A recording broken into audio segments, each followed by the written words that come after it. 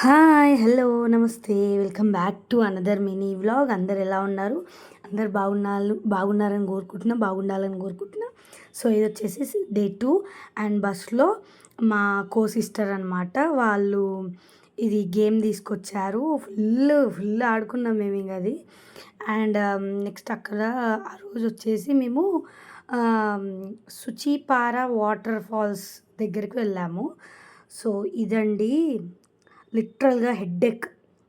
ఈ కొంచెమే దూరం ఉంది అని అనుకున్నాము.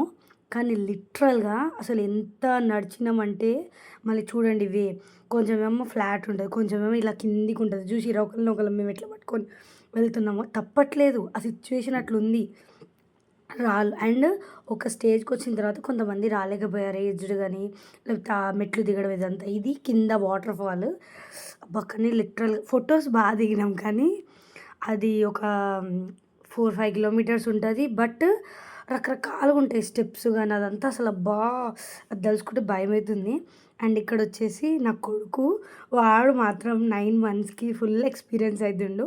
బట్ ని అంత నడిచినందుకు, అంత అలాంటి వేలో నడిచినందుకు ఇట్స్ వర్త్ ఇట్. ఆడికి వెళ్ళాక ఫోటోస్ అవన్నీ మస్తుండే. మేము చాలా దిగాం. చాలా మెమోరీస్ ఉండే.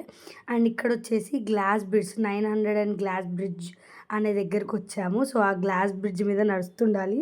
అది నడుస్తుంటే ఊగుతుందనమాట. చాలా భయమైతుండే. But we enjoyed. అండ్ కొత్త కొత్త ఇట్లా ఎక్స్‌పీరియన్స్ కావాలి. ఎప్పుడైతాం ఈ ఏజ్‌లోనే అవ్వాలి. అండ్ ఫ్యామిలీ అందరితోటి ఇలా వెళ్ళడం చాలా హ్యాపీనెస్‌నిస్తది. అండ్ టూర్స్ అనేది, ట్రావెలింగ్ అనేది, ఒక ప్లేస్‌కి వెళ్ళడం అనేది మెంటల్ హెల్త్‌కి చాలా అవసరం. అండ్ చాలా రిలీఫ్‌నిస్తది.